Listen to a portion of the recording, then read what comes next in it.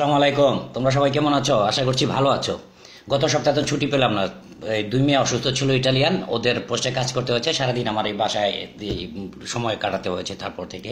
এবং দেখা যায় যে রাজনৈতিক খবরাখবর, হালকা পাতলা গান শোনা, নাটক এবং পত্রিকা এবং হুজুরদের ওয়াজ শুনেই সময় পার করে দিলাম। কালকে ইনশাল্লাহ ছুটি আছে, যদি শীত না পড়ে তাহলে আমি শহরের দিকে যাব। তো নাজিয়া ইউসুফ বর্ষা আমেরিকা প্রবাসী, এখন বাংলাদেশে আছে। তোমার দৃষ্টি আকর্ষণ করে বলছি যে গত বছর মনে আছে বিএনপি এক নেত্রী আমার এখানে আমার আইডিতে কমেন্টস করেছিল, তোমাকে বাজে কথা বলেছিল, এবং বিএনপি নেত্রী এক তারণ্য তামারা ডি নামে এক ফেসবুক যোদ্ধা কে আহ্বান করে নিয়ে এসেছিল। সেও আমাকে অপমানজনক কথা বলেছিল। তো আমরা দুজন মিলেই যে দুজনকে বিএনপি নেত্রী এবং সেই অনলাইন যোদ্ধা তামারা ডু কে অপমান করেছিলাম। তারা দুজনেই অবশ্য পরে আমাদের কাছে ক্ষমা চেয়েছে, আমার কাছে ইনবক্সে, বিএনপি নেত্রী এবং নাজিয়া ইউসুফের কাছে, এবং সে তামারা ডু যে আমার কাছে ইনবক্সে ক্ষমা চেয়েছিল। তারা বুঝতে পারেনি, ভেবেছিল হয়তোবা যে আমরা প্রবাসী, সুন্দর করে কথাবার্তা স্ট্যাটাস লিখি, হয়তোবা তাদের এই আজে বাজে বকা শুনে আমরা ঠান্ডা হয়ে যাব। আওয়ামী লীগের ঘরানার লোক আমরা বিএনপির নয়। সে যাই হোক, গতকালকে দেখলাম, পরশুদিন দেখলাম যে ওই সেই অনলাইন যোদ্ধার নাম হলো গিয়ে তারণ্য তামাদি সহকার আরও 3জনকে র্যাব অ্যারেস্ট করেছে। এবং এবার বোঝো মজা, বোঝো ঠেলা কাকে বলে। 54-এর তো স্বাভাবিকভাবে চালান দেবে, তারপর আছে আইনের ধারা আছে গিয়ে সেই কি বলে তথ্য প্রযুক্তি আইনের মামলা তো আছে। 54 দিলে 1 মাসের আগে জামিন নেই, যা এবার শিক্ষা নিয়ে আয়। তো সে বিএনপি নেত্রী হাজিরা নিয়ে নাকি জামিন পেয়েছে, কারণ সেই তামারা ডু বিএনপি যে অনলাইনের যে যোদ্ধারা, তারা ওই তামারা ডু, তারপর স্যাকসন কুমার মুখের মধ্যে জুতার কালি টালি লাগিয়ে অপপ্রচার সরকারের বিরুদ্ধে সবসময় করে আসছে। সরকার ততটা হয়তোবা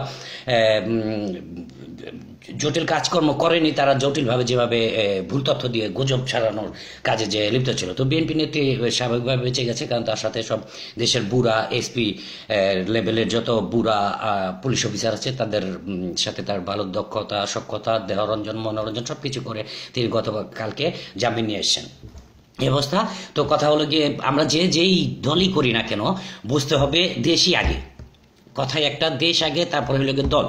তো আজকে দেখলাম নাঙ্গলকোট কুমিল্লাতে বাহিনী লোটাস কামাল বাহিনী 50টা বাড়িঘর জ্বালিয়ে দিল। এই ক্ষয়ক্ষতি কে পূরণ করবে? আমরা অবশ্যই চাই ভালো লোক আসুক এবং দলাদলি থাকবে। রাজনীতি যেহেতু করছি, দলাদলি থাকবে। যেমন ঢাকার 9-এর মির্জা আব্বাসের স্ত্রী, আজকেও তাকে 2বার হামলা করা হলো। মির্জা আব্বাসের স্ত্রী প্রথম যে হামলা শিকার হলো, সেটা দেখেছি, ভালো লেগেছে। কারণ হামলা ভালো লাগার কথা না, তারপর ভালো লেগেছে কারণ দেখলাম 2 দলই, ধানের শীষ এবং নৌকা, 2 দল পাশাপাশি একত্র হয়ে গেছে মিছিল করতে করতে। তো একদিকে নৌকার দল বলতেছে নৌকা, ওদিক দিয়ে বলতেছে ধানের শীষ।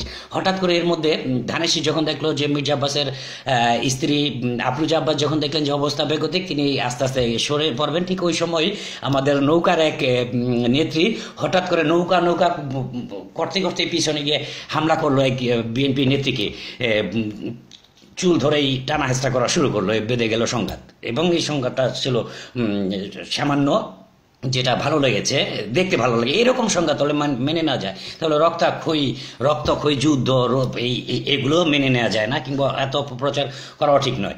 এই আর কি। সবাই ভালো থাকো, সুস্থ থাকো। ইনশাল্লাহ কালকে মুক্ত হয়ে আলোচনা করব। প্রেম প্রীতি অনেক বিষয় আছে যেগুলো আসবে, স্যাকসন কুমারদের গল্প আসবে। আজকে এখন কাজে যাব। সবাই ভালো থাকো, সুস্থ থাকো। শুভরাত্রি। আল্লাহ হাফেজ।